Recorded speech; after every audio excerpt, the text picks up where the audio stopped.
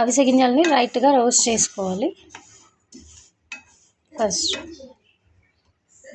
అవి చల్లారే వరకు కాసేపు పక్కన పెట్టుకొని ఉంచుకోవాలి.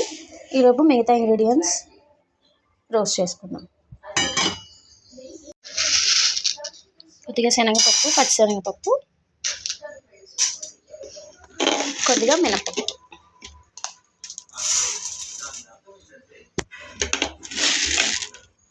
ఇవి కూడా డ్రై రోస్ట్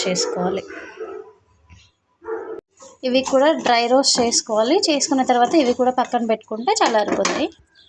ఇవి చల్లారేలోపు మిగతా ఇంగ్రీడియంట్స్ కూడా డ్రై రోస్ట్ చేసుకోవచ్చు. కొద్దిగా చింతపండు, లైట్గా కొన్ని ధనియాలు కూడా డ్రై రోస్ట్ చేసుకోవాలి.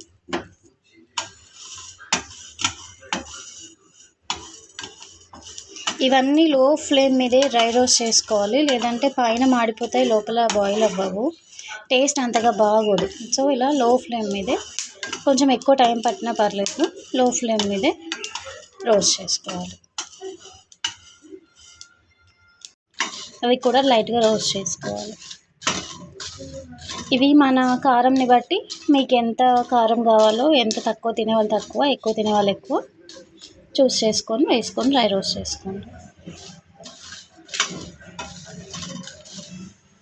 కొద్దిగా వెల్లుల్లి ఒక 4-5, లేదా మీకు ఇష్టం ఉంటే కొంచెం ఎక్కువైనా వేసుకోవచ్చు. మరీ ఎక్కువ వేయొద్దు, 5-6 అంతే.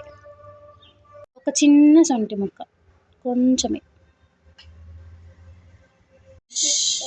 వీటికి సరిపడా సాల్ట్ వేసుకొని మిక్సీ చేసుకోవాలి. ఈ ఇంగ్రీడియంట్స్ అన్నీ చల్లారిపోయిన తర్వాత మిక్సీ పట్టుకుంటే అవిసె గింజల పొడి రెడీ. సో అవిసె గింజల పొడి రెడీ అయిపోయింది. ఈ వీడియో కనుక మీకు నచ్చినట్లయితే నా ఛానల్ని సబ్స్క్రైబ్ చేసుకోండి. Thank you for watching.